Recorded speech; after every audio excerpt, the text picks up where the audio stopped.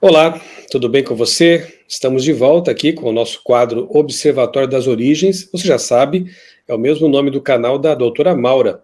Tanto é que aqui, às terças à noite, a gente faz apenas um resuminho, né, do que a doutora Maura selecionou aí, coletou no mundo da ciência, nos sites e portais científicos, mundo afora, e traz para a gente aqui conversar sempre com a nossa lente criacionista, né, dando a nossa pitadinha aí, o nosso pitaco, né, criacionista nessas notícias, nesses conteúdos.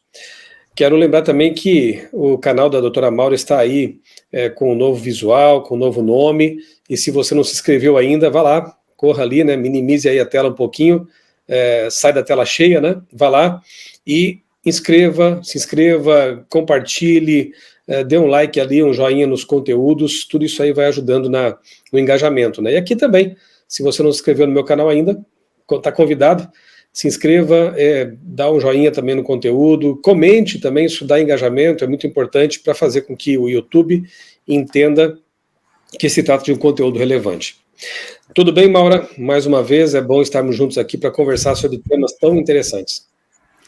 Tudo bem, Michelson? Tudo bem aí, pessoal que está vendo? É bom estar aqui mais uma semana. A gente vai sobrevivendo, porque é bem legal a gente ter esses encontros, mas ao mesmo tempo, né, a rotina é pesada, mas a gente vai colocando isso como prioridade e vai dando certo, né? Que bom. A Maura me disse agora há pouco em off que é fim de bimestre, aquela correria toda como professora, né? E a gente sempre grava aqui em horário de almoço, faltando poucos minutinhos aí para começar a gravação, ela já me manda ali o schedule, né, ali, e a gente já troca umas ideias rapidamente, às vezes na noite anterior, e assim vai, né? O importante é a gente ter aqui um momento para trocar ideias e não deixar a peteca criacionista cair, né? Esse que é o nosso propósito. Aliás, falando em criacionismo, nós temos que registrar aqui, a título de homenagem e de reconhecimento, o falecimento do nosso grande amigo, palestrante, criacionista, físico, Dr. Adalto Lourenço. Eu me recordo, Mauro, eu gravei agora há pouco um vídeo, inclusive, de manhã cedinho eu gravei um vídeo falando sobre a trajetória dele, sobre os trabalhos, as palestras. Me lembro, tentando recordar, assim, quando foi a primeira vez que eu conheci, que eu tive contato com o Adalto, acho que faz uns 20 anos, num evento da Sociedade Criacionista Brasileira. E desde então, a postura ética, educada, cortês do Dr. Adalto sempre me impressionou. Eu estou com 2 livros dele aqui que eu quero recomendar aos amigos. O primeiro é este aqui, Gênesis 1 e 2. Ambos são da editora Fiel. Aqui está. Uma defesa bem interessante da literalidade, factualidade, historicidade dos primeiros capítulos da Bíblia, né? Então ali está, dias literais. Aqui o Dr. Adalto, inclusive, menciona Levítico 11, né, a questão dos alimentos impuros citados ali, e usa argumentos científicos para dizer que isso, sim, é válido, né, e defende a historicidade do relato da criação. E o outro livro, que tem aqui na capa, inclusive, um aviso, né, uma introdução ao criacionismo, é este aqui, ó, Como Tudo Começou, também da editora Fiel, um livro ricamente ilustrado. Ele até me lembra um pouco o formato e a diagramação, aquele livro do Stephen Hawking, né, que é o Universo de uma Casca de Nós. Então, fica aqui nosso registro, né, a homenagem póstuma a esse amigo, esse palestrante, que vai deixar saudade, mas também deixa o estímulo para que nós continuemos nesse mesmo espírito, né, de respeito, de tolerância a ideias e discussão de ideias, né, e tolerância às pessoas, como o Adalto sempre fez. Você também conheceu, né, Mauro?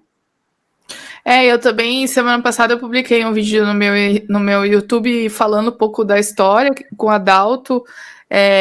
Eu conheci também pelos livros dele, quando eu eu tinha feito faculdade no NASP, mas criacionismo para mim era algo que eu via só em palestras. Aí, quando eu vi o livro dele, Como Tudo Começou, que você mostrou aí, eu falei, nossa, que legal, olha quanta informação interessante. Foi aí que eu comecei a estudar mais de criacionismo. E foi me envolvendo, aí achei o pessoal da SCB, e aí, enfim, é surreal, assim, né? Foi uma pessoa muito importante, um pioneiro, assim, que inspira a gente a continuar firme nessa missão, né, que é falar dessa mensagem para as pessoas que não conhecem ou que tem alguma resistência, e o jeito dele sempre respeitoso, né, nos debates, como ele se colocava, humilde. Eu conversei com ele uma vez, falei para ele como eu admirava ele, como ele foi importante para o meu início, assim. Então, eu fico feliz de ter tido a oportunidade de conhecê-lo pessoalmente, ter conversado com ele. É isso aí, né? Inclusive, o próximo encontro da TDI vai ser em homenagem a ele. E fica aqui a nossa saudade e o desejo, a esperança, né, de nos reencontrarmos por ocasião da volta de Jesus. Sem dúvidas. Ora, vamos lá então. Quais foram os assuntos que você selecionou para a nossa conversa de hoje? Bom, eu selecionei 3 para a gente comentar aqui rapidamente. O primeiro é um artigo que até você, Michelson, me mandou, eu achei bem interessante, que fala a respeito das últimas pesquisas que têm mostrado achado de partículas orgânicas em fósseis, o que parece meio contraditório, já que, de acordo com a evolução, os fósseis foram formados há milhões de anos, mas e como que você tem resquícios de partículas orgânicas que elas não duram tanto tempo assim, né? Ou pelo menos não deveriam durar. Então, um artigo que chama casca de ovos de dinossauro fossilizados podem preservar aminoácidos, que são os blocos construtores das proteínas em milhões de anos, né? Quando a gente fala de compostos preservados em fósseis, uma grande coisa que a gente precisa levar em consideração é quanto tempo esses componentes levariam para se degradar. Isso é uma coisa bem importante. Então, tem pesquisas que falam de milhares de anos, de milhões de anos e tal, mas enfim. Nesse achado aqui, eles encontraram, como diz, a casca de ovo de um dinossauro, e eles acharam nessa casca de ovo, especialmente junto com um mineral chamado calcita, que é um mineral que vai na composição da casca do ovo, e não só na casca do ovo, mas ele está em outras estruturas dos vertebrados, e aí eles acharam resquícios de aminoácidos. No início, o autor até fala que não é um paper, a gente encontrou aqui um artigo de divulgação, né? Então eles fizeram uma entrevista com o autor, e o autor fala que no início eles acharam que fosse contaminação. Isso pode ser um biofilme de bactérias, né? Uma substância que as bactérias produzem, que é proteica e tal. Pode ser contaminação de outra coisa, pode ser que esse aminoácido ele não seja nem do dinossauro, talvez ele seja ali do solo, de outros, né? De outros componentes orgânicos ali, outros seres vivos.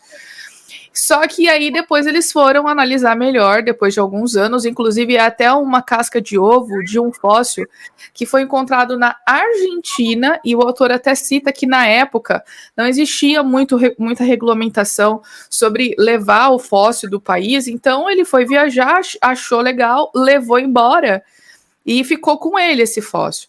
E aí, depois de ele ter achado alguns resquícios em outro fóssil, ele falou, tem esse fóssil aqui comigo, eu vou analisar. E aí eles falaram que acharam uma mistura racêmica, né? Para as pessoas que não conhecem muito esse termo, é mais ou menos assim, quando a gente encontra os componentes orgânicos, a gente encontra componentes orgânicos que têm moléculas de diferentes formatos. E aí a gente compara com a mão, né? Então a gente, por exemplo, você tem a mesma estrutura, mas uma aparece com a mão esquerda e outra aparece com a mão direita. Então, é como se elas estivessem espelhadas. A questão é que os seres vivos não usam essas... Por mais que a fórmula química seja a mesma, os mesmos átomos, mas os seres vivos usam apenas uma das formas, a outra não, né? E então, eles acharam essas duas formas. Então, peraí. Então, uma foi produzida por seres vivos, outra não. E aí eles vão discutindo a esse respeito e eles chegam à conclusão de que alguns desses aminoácidos que foram encontrados ali na calcita do ovo provavelmente vieram dos dinossauros, porque quando o ovo está fechado, o ovo, né, é um sistema fechado. Então não teria contaminação do ambiente externo. Então aquele aminoácido só poderia ter vindo do ovo, já que ele estava ali junto com a calcita, né?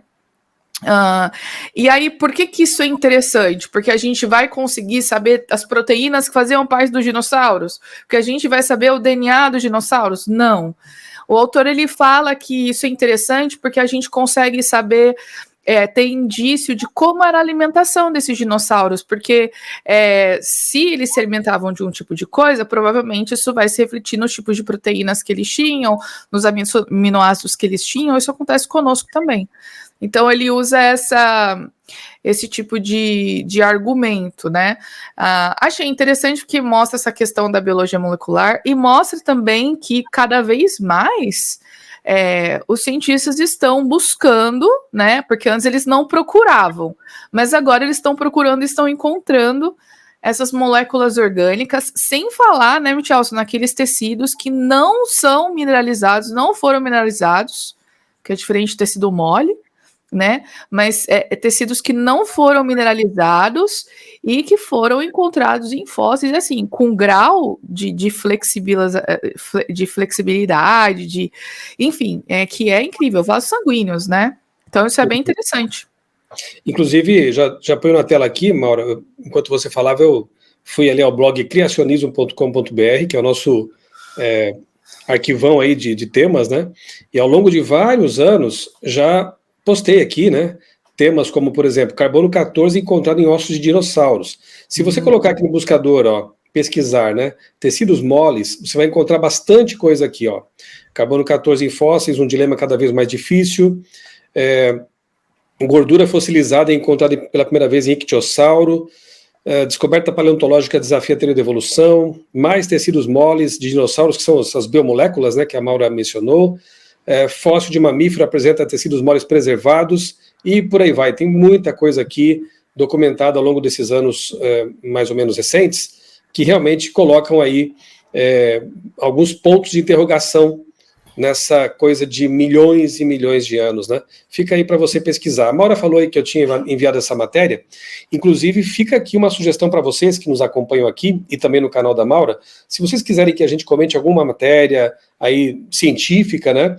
Algum conteúdo aí que lhes chamou a atenção, põe no comentário, né? Aqui do nossos canais, respectivos canais, coloque nos comentários, olha, por favor, dê uma analisada nesse conteúdo aqui e eu tenho certeza que será tanto por parte da Maura quanto de minha parte, uma alegria a gente poder incluir, quem sabe aqui, e até dar o nome, né? Olha, fulano de tal enviou para a gente aqui essa sugestão de conteúdo. Vai ser bem legal a gente comentar isso aí, né? Vai ser bem legal. Vamos lá, Maura, segundo tema de hoje. Lembrando que aqui, então, o resumo, na sexta-feira tem podcast, né, Maura? Isso. Agora é só aqueles destaques, coisas que estão pipocando. A segunda, eu vou aqui passar rapidamente, é uma matéria que saiu na BBC News aqui do Brasil, mas eu tenho uns alertas no meu e-mail, todo dia chega determinados temas. Teve um dia que um alerta chegou, todos os links do alerta eram sobre essa notícia, que é o fóssil de réptil marinho gigante de 200 milhões de anos. Então, tem um tipo de réptil marinho chamado plesiosauro, que era muito abundante antigamente, né? E ele foi extinto. Um animal grande, cerca aí de 25 metros de comprimento. Só que qual que é a questão desse artigo? Beleza, acharam um fóssil de plesiosauro numa praia lá no Reino Unido. Qual que é a novidade? A novidade é que esse fóssil que eles acharam, só que eles precisam de umas descobertas ainda para confirmar, né? Eles acharam indícios de que esse fóssil pode ser de um plesiosauro ainda maior ainda, que não se tem, ainda maior, que ainda não se tem conhecimento. E ele até fala que eles ficaram super impressionados, foram buscar, inclusive foi até uma menina que estava com o pai, que estava caminhando na praia e conseguiu achar, né? Eles acharam algumas partes, alguns fragmentos, mas eles ainda disseram que precisam de algumas confirmações. Então, por exemplo, seria interessante se pudesse encontrar o crânio desse dinossauro para confirmar que ele realmente seria tão maior assim do que os 25 metros que normalmente os plesiosauros têm, entendeu? Então, é uma descoberta interessante. Veja que a gente tem uma criança, uma menina, né, com o pai passeando na praia, E eles tiveram um olhar assim, acurado para olhar aqui e falar: aquilo não é só uma rochinha, aqui pode ter algo mais. E é bem legal porque cada vez mais a gente fala de vez em quando aqui, né, Michelson, desses novos fósseis que são encontrados de espécies, de quão rica era a diversidade e que nós, como criacionistas, cremos que era antes do dilúvio, né? Porque se eles formaram fósseis, provavelmente foi durante o dilúvio. Então, imagina a quantidade de espécies que existiam e que a gente não tem nem ideia, né, dessa diversidade de animais que existia antigamente. E da quantidade de sedimentos, né, Maura, de lama, que deve ter surpreendido esses animais de porte em todo o planeta, né, porque os fósseis estão espalhados por todos os continentes. Então, realmente houve uma catástrofe envolvendo deslocamento rápido de sedimento, que acabou soterrando esses animais e aí promovendo a fossilização. Deixa eu mostrar mais uma coisinha aqui do blog, Mauro. Olha, é só você colocar no buscador ali, ó, plesiosauro, com 2 S, né? Plesiosauro. E vai ter acesso aqui a uma notícia interessante, que até hoje ela causa, assim, ela intriga, né? Nos anos 70, um navio japonês chamado Zuyu Maru pescou ali uma carcaça muito estranha, que trouxe muita discussão, né? Alguns achavam que podia ser um tubarão em decomposição, mas havia um biólogo marinho a bordo do navio, o Michihiko Iano, e ele analisou a carcaça em decomposição e viu que não se tratava de peixe e tampouco de mamífero, né? Não era golfinho, não era baleia, cetáceo, nada disso. Ele identificou como sendo um réptil. E com pescoço alongado, amplas nadadeiras, tanto que depois, eu não tenho aqui a ilustração, mas o Japão fez um selo para os Correios, né, comemorativo, com um desenho de um plesiosauro. Interessante que eles identificaram como sendo a carcaça em decomposição de um plesiosauro. Isso foi registrado na revista Criacionista no 1968, e está aqui, então, uma nota a respeito dessa possível descoberta de uma carcaça, portanto, não tão antiga assim, né, de um plesiosauro ali nas proximidades da Nova Zelândia. São curiosidades aí, né, que chamam a atenção. Terceiro ponto. Pode falar. Quer falar alguma coisa mais sobre o Zuyu Maru? Então vamos para o terceiro aí, né? Terceira notícia. Vamos aí seguindo para o final. A próxima notícia é mais relacionada à área da alimentação e tal. É interessante, né? Porque o pessoal vê que a gente faz esses vídeos, eles acham que a gente vai falar só de evolução e de fósseis e tal. E aí teve uma vez que o cara no Instagram falou assim: nossa, que negócio, que assunto mais aleatório. Eu falei: olha, a gente não precisa falar só de evolução de fósseis e, tipo, né, a gente pode falar de coisas que tem a ver com aquilo que a gente acredita, a nossa cosmovisão. A alimentação saudável tem a ver com isso, né, a gente evitar alimentos que podem nos fazer mal. E eu achei interessante o título da notícia é muito junk food, né, tipo fast food e poderia causar danos a longo prazo ao cérebro. Então, o que eles fizeram? Eles fizeram um estudo em que eles tiveram 2 grupos de ratinhos, né? E aí, eles alimentaram um grupo de ratinhos com uma dieta muito rica em gordura e açúcar, bem similar do que a gente, tipo assim, você vai na padaria, você acha um salgadinho, um refrigerante, um Burger King, um McDonald's, tal, muito similar a esses alimentos de junk food, né? E aí eles alimentaram esses ratos num período que foi, deixa eu ver aqui, mas foi um período que foi similar aqui, dos 26 aos 50 dias de idade, o que seria um período similar à adolescência humana. Então, como se eles tivessem simulado a dieta de um adolescente que come muito junk food. E aí, o que eles perceberam, né? Lembrando que 2 grupos. Um grupo recebeu bastante gordura e açúcar, nesse período de tempo, dos 26 aos 56 dias, e o outro grupo recebeu alimentação normal, alimentação saudável. O que eles viram? Eles viram que esse grupo, que teve uma dieta bem rica em açúcar e gordura, ali nesse período equivalente à adolescência humana, em testes de memória, esses ratos não desempenharam bem. Eles não conseguiam seguir as orientações, eles não conseguiam memorizar, enfim, desempenhar bem nesses testes. E o que foi mais interessante é que é o seguinte, mesmo depois desse período de alimentação com gordura e com açúcar, cientistas eles voltaram a dar alimentação saudável para esses ratos que estavam comendo mal antes. E mesmo depois, enquanto eles estavam se alimentando bem, esse baixo desempenho nos testes de memória também permaneceu. Ou seja, isso aconteceu durante a dieta e depois de modificar essa dieta, né? Aquele grupo controle, que é dos ratinhos que estavam recebendo comida normal, eles desempenharam bem no teste de memória, mas esses que tiveram esse tipo de dieta, não. Então, o que aconteceu? Os pesquisadores, eles foram agora para o teste fisiológico, histológico, para tentar descobrir o que teria desencadeado essa baixa atividade ou baixo rendimento no teste de memória. E eles descobriram que os ratinhos que estavam no grupo do junk food, ali do fast food, eles tinham níveis reduzidos de uma proteína que transporta acetilcolina no hipocampo. Para você que não conhece, acetilcolina é um neurotransmissor que é super importante para a comunicação dos neurônios. E a acetilcolina, especificamente, é um neurotransmissor, que é importante para a contração muscular, mas ela também é importante para memória e para aprendizagem. Então, eles viram que se você tinha nível reduzido dessa proteína que transporta acetilcolina, ia faltar acetilcolina para esses neurotransmissores funcionarem. E aí eles viram que isso estava ligado, então, com essa falta de memória. Agora, é uma coisa importante. Isso quer dizer que se um adolescente se alimentar muito mal, ele vai ter problemas de memória na vida dele inteira, porque no grupo dos ratos esse problema persistiu, mesmo ele se alimentando bem. Não, a gente não pode extrapolar esse resultado para os humanos.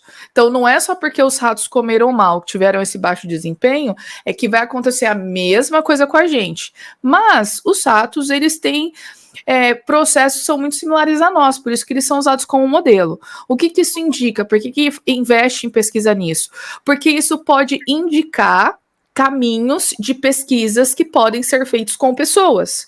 De qualquer forma, a gente tem indícios que, se você tem um momento, mesmo que seja na adolescência, que você ingere uma grande quantidade de junk food, né, daquelas comidas que tem muito colesterol, tem muito açúcar, mesmo que você volte a se alimentar bem depois, pode ser que há uma sugestão de que possa haver danos, né? E não apenas aquele de você ter um colesterol alto, pré-diabetes, alguma coisa assim, mas talvez isso possa atingir áreas que nós não havíamos pensado antes. E aí essa pesquisa, ela ajuda a apontar direcionamentos do que pode ser feito para descobrir mais, né? Muito bom. Maura, criacionismo tem tudo a ver com saúde, porque a primeira orientação dada por Deus, pelo Criador, lá na Semana da Criação, já está em Gênesis 1:29, né? Com respeito à dieta original que ele prescreveu para os seres humanos e para os animais também. A Bíblia está pontuada, né? Tem vários momentos que a gente encontra ali orientações de Deus com relação a esse assunto. Aliás, 3 João 2, né? Aquela cartinha de Paulo, ele diz assim, de João, né? Diz assim: amado, desejo que você vá bem em todas as coisas e que você tenha saúde, assim como o bem vai à sua alma, né? Ou seja, Deus, ele se preocupa com a saúde física, mental e espiritual dos seres humanos. Então aqui nós teremos também, sempre que for o caso, dicas de saúde, sim, com a doutora Maura, isso é muito importante. Doutora Maura, só para lembrar, ela é bióloga, doutora em ciências pela USP, foi diretora do Museu das Origens, lá em Galápagos, né? Então tem uma experiência aí, apesar da pouca idade, tem uma boa experiência já. Vivida! Poucos e bem vividos anos aí, né, Maura? Então, realmente tem sido um privilégio aqui, uma alegria tê-la aqui no meu canal e também ter o canal dela à disposição da gente. Lembra aí, na sexta-feira, toda sexta-feira, ela traz o podcast, então, esses assuntos aqui e outros, né, com mais tempo, com convidados também ali, muitas vezes. Então, apoie esse trabalho, esse ministério, apoie também a Sociedade Criacionista Brasileira, o site é scb.org.br. Não deixe de conferir os livros criacionistas que a CPB tem, cpb.com.br, vá à seção de livros e ciência e religião, tem materiais muito bons lá. Então, ficam aqui nossas recomendações e os conteúdos do Observatório das Origens dessa semana. não perca, acompanhe os da semana que vem, as próximas também, a gente dá um jeito aí, na hora de almoço, correndo, no intervalo aí das coisas, a gente vai fazendo, tá bom? Maura, mais uma vez, obrigado aí, viu, pela parceria. Obrigada, Michelson. É muito bom a gente discutir essas questões, né? E ter aí dicas de como a gente pode viver mais e melhor, ter uma vida plena, que isso é importante também, né? É verdade. Deixa aqui o seu comentário, tá bom? Suas sugestões, suas dúvidas. Na medida do possível, a gente vai comentar ou responder também, indicar conteúdos para você. Um grande abraço aí, fiquem com Deus, com o nosso Criador, e até o próximo vídeo. Tchau, tchau.